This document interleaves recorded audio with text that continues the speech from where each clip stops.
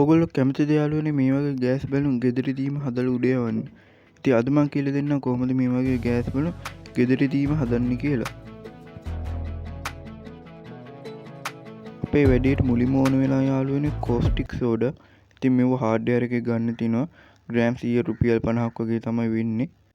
ඊට පස්සේ අපිට තව ඕන ඇලුමිනියම්. ඉතින් මම මෙතන ඇලුමිනියම් බීම ටින් තමයි අරන් තියෙන්නේ. ඊට පස්සේ යාළුවනේ අපිට තව වීදුරු බෝතලයක් ඕන. ප්ලාස්ටික් බෝතල නම් ගන්න එපා, අනිවා වීදුරු බෝතලයක් ගන්න. ඊට පස්සේ බැලුම් බෝල ඕන. මේ ටික තමයි යාළුවනේ අපේ වැඩේට ඕන වෙන්නේ. දැන් අපි බලමු කොහොමද ගෑස් බැලුම් හදන්නේ කියලා. මුලින්ම යාළුවනේ මම මේ විදිහට ඇලුමිනියම් ටින් එක අරන් පොඩි කෑලි වලට කපා ගන්නවා. ඉතින් මේ විදිහට මැදින් මෙව කරලා මේ පොඩි තීරු වලට කපාගෙන පොඩි කෑලි වලට කපා ගන්නවා. එතකොට තමයි යාළුවනේ ඇලුමිනියම් හොඳට ප්‍රතික්‍රියා කරන්නේ. ඒකෙන් අපේ වැඩ ඉක්මනට කරගන්න පුළුවන්. මේ විදිහට පොඩි කෑලි වලට මම කපා ගන්නවා.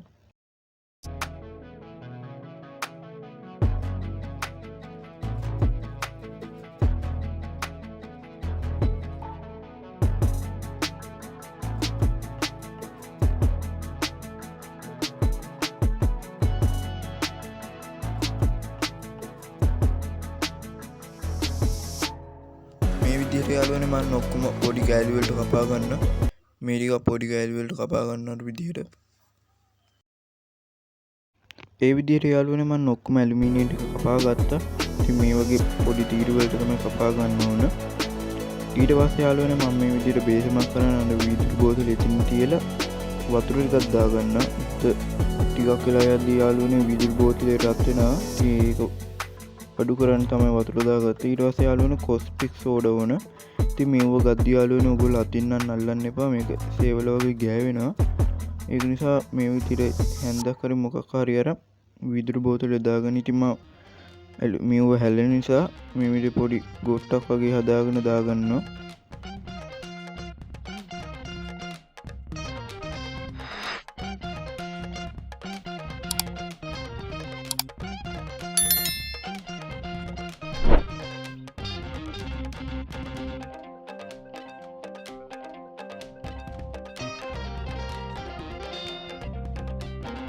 හරි යාළුවනේ මම මේ විදිහට බෝතලේ අඩිය පිරෙන්න වගේ දාගත්තු කොස්ටික් සෝඩා.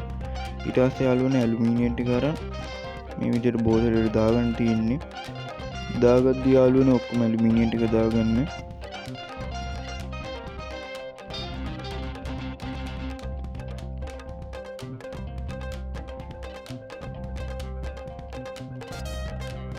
හරි යාළුවනේ මම මේ විදිහට ඇලුමිනියම් ටිකක් දාගත්තා. ඊට පස්සේ යාළුවනේ බෝතලෙන් භාගයට වඩා ටිකක් පිරෙන්න වගේ මේ විදිහට වතුර දාගන්න ඕන.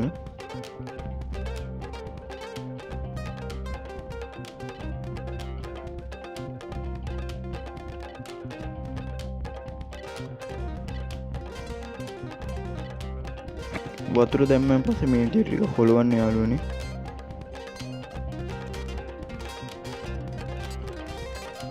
හෙලවුවන් පස්සේ ඉක්මනට යාළුවනේ බැලුම් බෝල අරන් මේ විදිහට බෝතලේ කටින් මේ විදිහට ගහන්න.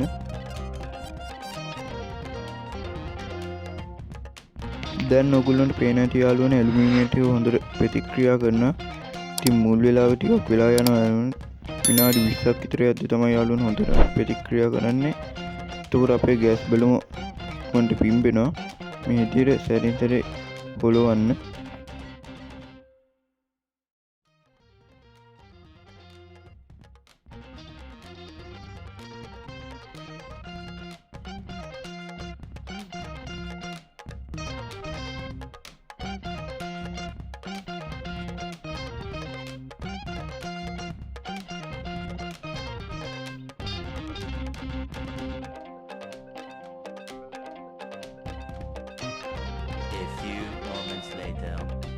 හරි යාළුවනේ මේ ඉතින් විනාඩි 20කට විතර පස්සේ පේන ඇති යාළුවනේ වතුර සම්පූර්ණයෙන්ම කළු වෙලා.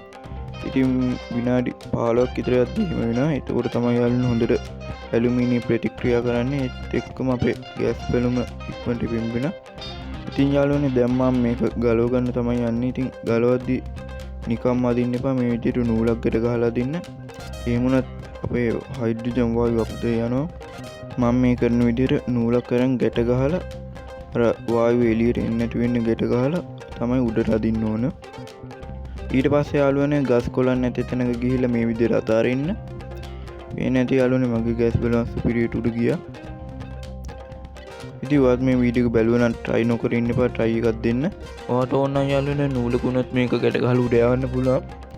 එහෙනම් යාළුවනේ අදට මම මෙතනින් වීඩියෝ ඉවර කරනවා. වීඩියෝ එක හොඳයි නම් like කරන්න. ඒ වගේම මගේ channel එක subscribe කරන්න. එහෙනම් අදට ගිහින් එන්න. හැමෝටම සුබ දවසක්.